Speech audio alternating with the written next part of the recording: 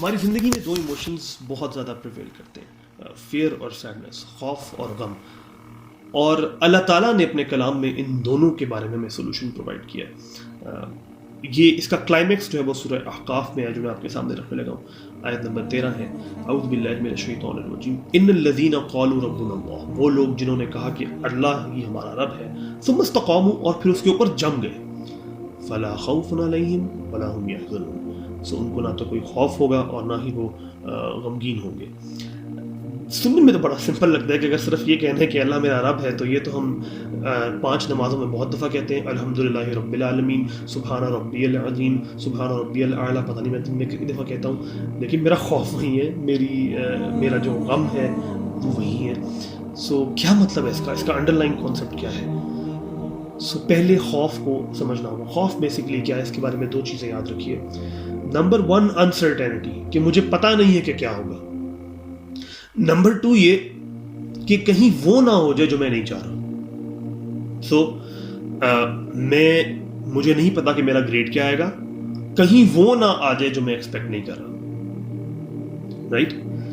سو میں فلانی جگہ پہ جا رہا ہوں، اب مجھے نہیں پتا کہ وہاں کیا ہوگا، اور کہیں وہ چیز نہ ہو جائے جو میں نہیں چاہ رہا. اینڈ اس طرح سے جو بھی ہمارے فیئرز ہوتے ہیں. رائٹ؟ میں ابھی میری کووڈ-19 چل رہا ہے اور لوگوں کو فائر کیا جا رہا ہے، کہیں مجھے نہ فائر کر دیا جائے. رائٹ؟ سو کیا ہوگا پھر اس کے بعد؟ And all these sort of fears, یعنی فیوچر سے اس کا لنک ہے. نمبر 1 انسرٹینٹی، اور کہیں وہ نہ ہو جائے جو میں نہیں ایکسپیکٹ کر رہا. غم آن دی ادر ہینڈ کیا ہے کہ کچھ پاسٹ میں ایسا ہوا جو میں ایکسپیکٹ نہیں کر رہا تھا. رائٹ؟ اور اب مجھے وہ غمناک کیے ہوئے. سو میری زندگی میں کوئی ایسا میرا چاہنے والا اس کی ڈیتھ ہو گئی. رائٹ؟ میں نہیں ایکسپیکٹ کر رہا تھا، اب میں غمناک ہوں. رائٹ؟ میری جاب چلی گئی کووڈ-19 نے، میں نہیں چاہ رہا تھا، اب میں سیڈ ہوں، میں غمناک ہوں.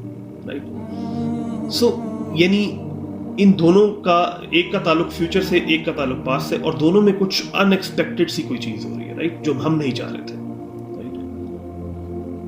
اب سوال یہ ہے کہ اس کا رب سے کیا تعلق ہے، کہ میں کہوں کہ اللہ تعالیٰ میرا رب ہے اور یہ سب کے سب چیزیں ختم ہو جائیں گی. رب کی میننگ کو دیکھنا پڑے گا. رب عربی میں ایک میننگ ہوتا ہے مالک کا، اونر کا. رائٹ؟ رب الدار، رب البیت، اونر آف ہاؤس. رب کا میننگ قیم کا بھی ہوتا ہے، قائم، تھامنے والا، یعنی اس کے بغیر میں سانس نہیں لے سکتا. میں اس کے اوپر اتنا ڈپینڈنٹ ہوں اپنے رب کے اوپر اپنی زندگی کے لیے کہ اس کے بغیر میں سانس بھی نہیں لے سکتا، کوئی اور کام کرنا تو دور کی بات. رب کا مطلب عزیز بھی ہوتا ہے، اتھارٹی. رب کا مطلب منعم بھی ہوتا ہے، جو میری زندگی میں ساری کی ساری بلیسنگز ہیں وہ اسی کی وجہ سے آتی ہیں. رائٹ؟ امام راغب کہتے ہیں کہ رب کا میننگ یہ ہوتا ہے کہ کسی شے کی ایسے نشو و نما کرنا کہ اس کو اس کے درجہ کمال تک پہنچا دینا، یعنی bring out the best in them. یعنی ویری پروفاؤنڈ. اب دیکھیں، جب میں نے یہ مان لیا ہے کہ اللہ تعالیٰ میرا رب ہے، میں نے اس کو رب تسلیم کر لیا، میں نے فل سبمٹ کر دیا اپنے آقا کو. سو اب مجھے فیوچر کا خوف اس لیے نہیں ہے کیونکہ مجھے پتا ہے کہ جس ایکسپیرینس میں بھی وہ مجھے ڈالے گا، رب کا میننگ کیا ہے؟ نشو و نما ایسے کرنا کہ اس میں سے بیسٹ باہر آ جائے. وہ مجھے ڈفرینٹ ایکسپیرینسز سے گزار ہی اس لیے رہا ہے، ڈفرینٹ مشکلات سے اس لیے گزار رہا ہے، ان ایکسپیکٹڈ چیزوں سے اس لیے گزار رہا ہے، جو مجھے تو لگ رہا تھا کہ یہ میرے لیے اچھا نہیں ہوگا.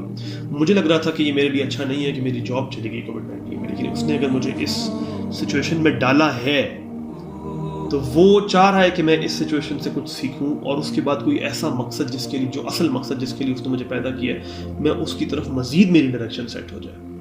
رائٹ؟ اب میرا بھروسہ آ گیا اس کے اوپر، میں نے اس کو سبمٹ کر دیا ہے کہ وہ میرا رب ہے، وہ جو فیصلہ کرے گا. وما تشاءون الا ان یشاء اللہ، کہ تم لوگ کچھ نہیں چاہ سکتے مگر وہ جو اللہ رب العالمین چاہے. ان اللہ کان علیما حکیما، بے شک اللہ تو علم والا اور حکمت والا ہے. تو میں نے اس کو مان لیا ہے کہ وہ میرا رب ہے، اس کو مجھ سے بہت بہتر پتا ہے، وہ بصیر ہے، وہ جانتا ہے. مجھے کیا پتا، میرے پاس تو کوئی ویو ہی نہیں ہے، میں تو شارٹ ٹرم سوچتا ہوں. اللہ تعالیٰ کو پتا ہے کہ میں نے کیا کرنا ہے.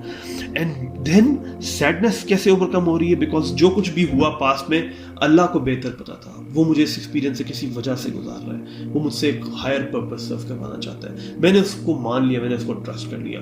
when you have this trust in Allah, trust me، یہ خوف اور یہ حزن. اب آپ دیکھیے، میں آپ کو بڑی مزے کی بات بتاتا ہوں, یہ کسی مومنٹس میں آپ واقعی اللہ تعالیٰ کو رب مان لیتے ہیں, اینڈ آئی ایم شیور آپ لوگوں کی لائف میں بھی یہ مومنٹ کبھی نہ کبھی آیا ہوگا جب آپ نے واقعی اس کو مان لیا ہوگا. اس ٹائم پہ اتنی بڑی سے بڑی مشکل آ جاتی ہے, you are like so what, کیا ہوا, کچھ بھی نہیں, اللہ ہے میرے پاس.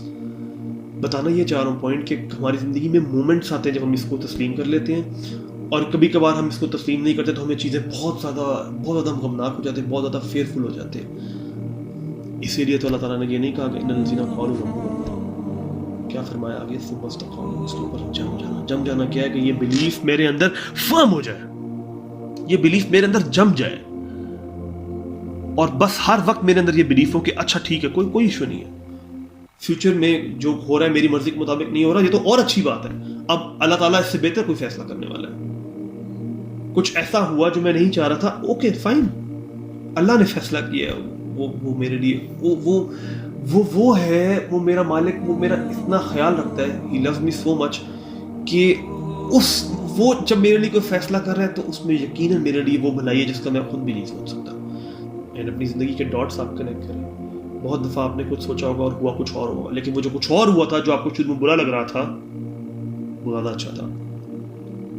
رائٹ, سورہ بقرہ میں اللہ کہتے ہیں نا کہ عسیٰ ان تکرہوا شیئا وہو خیر لکم, کہ تم کسی شے کو برا سمجھو قریب ہے لیکن وہ تمہارے لیے اچھی ہو, کسی شے کو تم بہت اچھا سمجھ رہے ہو اور وہ تمہارے لیے بری ہو. سو یہ ٹرسٹ جب آتا ہے اللہ تعالیٰ کو رب ماننے سے, سو یہ خوف اور فیئر نکل جاتے ہیں.